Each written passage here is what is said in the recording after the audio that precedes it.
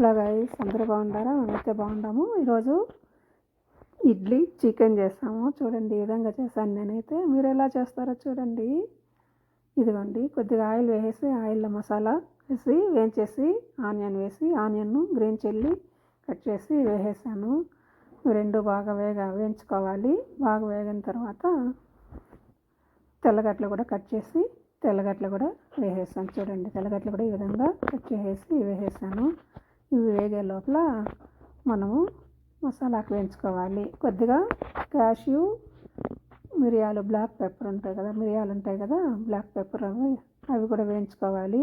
ఇవి బాగా వేగిన తర్వాత నువ్వులు సీసేం వేసుకొని అవి కూడా వేయించుకోవాలి. వేయించి పక్కన చల్లారి పెట్టుకొని మిక్సీకి వేసుకోవాలి. ఆనియన్ అంతా వేగే వతికి ఇదిగోండి ఈ విధంగా చల్లారిపోయినాక మిక్సీకి వేసుకోవాలి. ఇదిగోండి ఆనియన్ బాగా వేగుతూ ఉంది కదా, చూడండి ఈ విధంగా బాగా వేగిపోయిన తర్వాత కొద్దిగా టర్మరిక్ పౌడర్ వేసుకోవాలి. పసుపు పొడి వేసుకొని కొద్దిగా garlic paste, ginger garlic paste కూడా కొద్దిగా వేసుకొని వేయించుకోవాలి. తెల్లగడ్డలు వేసాను కాబట్టి పేస్ట్ వేసుకుంటే చాలా కొద్దిగా, లేదా ఫ్రెష్గా అల్లం ఉంటే కూడా వేసుకునేయచ్చు. ఈ విధంగా సాల్ట్ కూడా కొద్దిగా వేసి వేయించేస్తామంటే బాగా పడుతుంది. ఇదిగోండి మసాలా, మనం ఏం చల్లారి పెట్టుకున్న మసాలా కూడా ఇందులో పౌడర్ చేసి వేసేయాలి.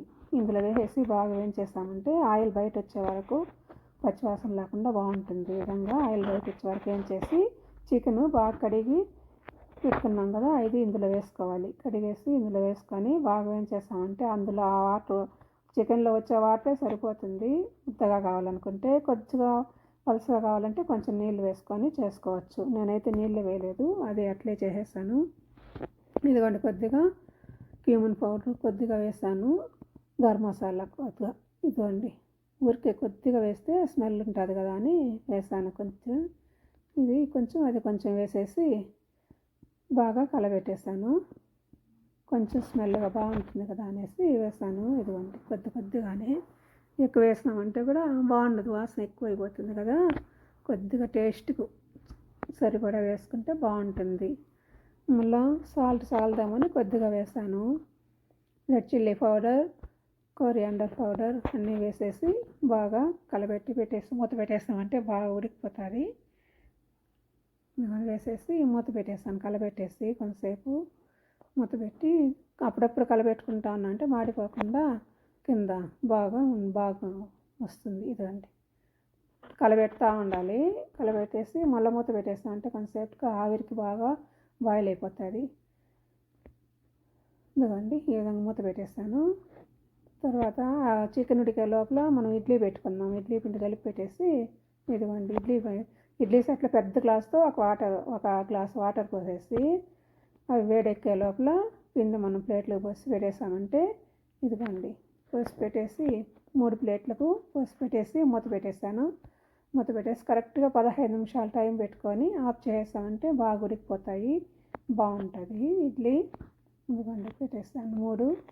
ఇది మూడోది. ఈ మూడో ప్లేట్ చూడండి, పిల్లలు ఆడి అనిగిపోయింది, పట్టుకునేదానికి కాకుండా అనగొట్టేస్తారు.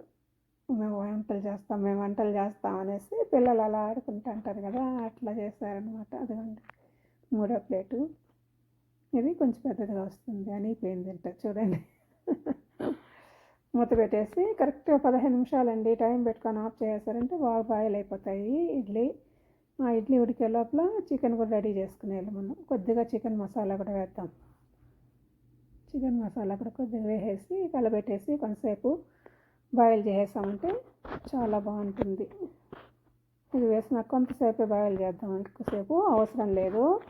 తర్వాత ఈ లోపల వేసేసి కలబెట్టేసి కొరియాండరు, పుదీనా కొద్దిగా కట్ చేసి పెట్టాను, అది ఇందులో వేసేద్దాం. ఇప్పుడు అది పుదీనా, ఇది కొత్తిమీర ఇదిగోండి వేసేసి ఒక 2-3 సెకండ్లు అట్టు ఉండి చాప్ చేసామంటే ఆ సెగకే బాగా వాసనగా బాగా హీట్ చేస్తుంది, బాగుంటుంది. ఇదిగోండి ఎలా ఉందో చూడండి, బాగుందా? నచ్చిందంటే మీకు మా ఛానల్ నచ్చితే సబ్స్క్రైబ్ చేసుకోండి. కూర ఎలా కుదిరింది, ఎలా ఉంది చూడండి, కామెంట్లో పెట్టండి ఎలా ఉంది అనేసి. Thank you for watching. ధన్యవాదాలండి.